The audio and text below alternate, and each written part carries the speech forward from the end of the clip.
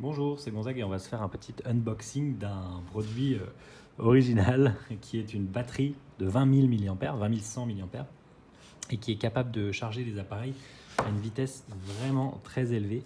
Voilà, c'est-à-dire qu'un port USB-C peut faire du power delivery jusqu'à 60 watts et la batterie elle-même sait sortir un total de 100 watts. Donc ça ferait 50 et 50 si vous utilisez les deux en même temps. Par exemple, on peut donc faire, d'après le fabricant OmniCharge, une charge entière d'un laptop, 4 charges d'une console de jeu, 6 charges d'un smartphone, 2 charges d'un iPad ou 8 charges d'une GoPro. Elle se charge entièrement en 3 heures parce qu'elle se charge elle-même en Power Delivery, donc elle va vite à charger. C'est un produit qui coûte un peu cher, qui s'appelle USB-C Power Bank ou Omni 20 USB-C, pardon, ça c'est le vrai nom du produit. Et à la base, j'étais pas parti pour mettre autant d'argent dans mon chargeur. Je me suis acheté d'ailleurs, on doit le trouver, un autre chargeur sur les conseils d'un sympathique youtubeur qui est un modèle solaire mais qui en fait lui se charge en USB-C comme on peut voir ici et en micro USB mais ne peut charger les appareils que via les vieux ports USB. Sachant que tout est USB-C maintenant, le Google Pixel, le MacBook Air, le nouvel iPad, etc. Enfin le nouvel iPad Pro. L'USB-C m'a paru plus intéressant. Alors cette batterie-là, elle propose de l'USB-C en 2 fois et de l'USB normal. On va l'ouvrir. Comme ça, on va voir ça tout de suite. La batterie, la boîte est sympa. Alors quand je disais que ça coûte cher, c'est une batterie qui coûte en euros au moins 200 balles. Donc c'est vrai qu'à ce prix-là, ils pouvaient faire une jolie boîte. Hein. Voilà, on voit la batterie qui est là. Et voici le produit. C'est marrant, comme c'est mis un peu à l'envers. Donc elle a en façade un écran, 2 boutons dont je ne connais pas encore l'utilité, mais on verra. Un bouton on-off, les 2 ports USB à l'ancienne, USB-A, et à gauche un port USB-C, et à droite un port USB-C qui fait aussi hub. Donc de mémoire, effectivement, on va pouvoir communiquer avec des équipements qui seront branchés là-dessus. C'est assez malin. Voilà, c'est très simple. Le toucher est un peu rugueux, la finition est très bonne. Ça c'est la batterie, donc vous voyez par rapport à, ça fait une grosse main. Ou par rapport à un ordinateur de 13 pouces. Ça fait ça. Donc c'est quand même encombrant. Ou par rapport à un Mac mini, si vous avez plusieurs points de comparaison. Donc ça prend sa petite place. Mais bon, elle a une capacité de ma boule. Et qu'est-ce qu'on a dans le reste de la boîte? Parce que je dois avouer que je ne sais pas. Enfin, c'est marqué sur le côté, mais évidemment, c'est super chiant à ouvrir. Ah, on va tricher.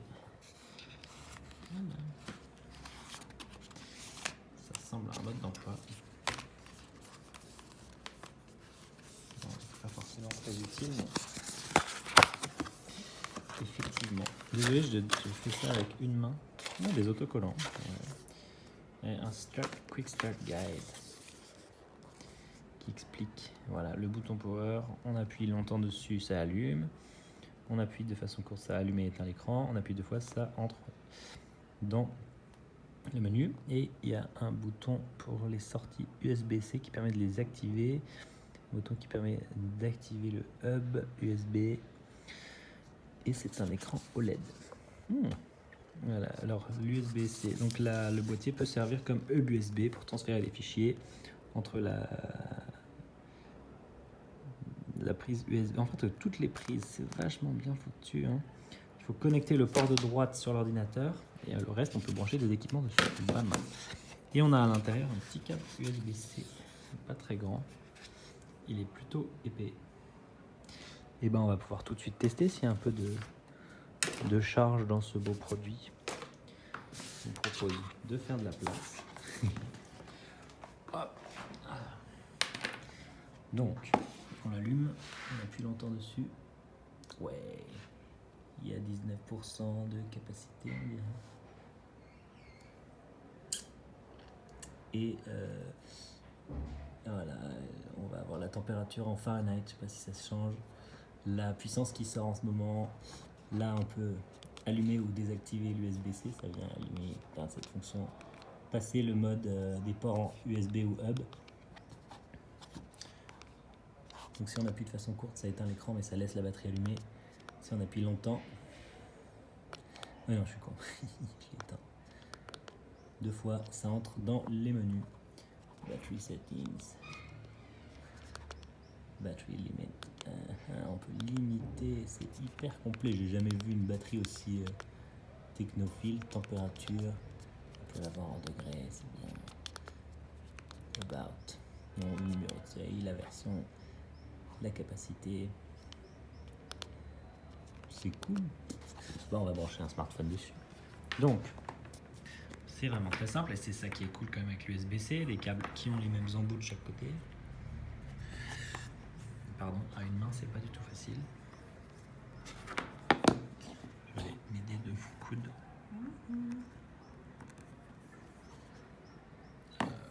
Est-ce que l'USB-C, voilà, là, ça charge pas pour l'instant parce que l'USB-C n'était pas actif.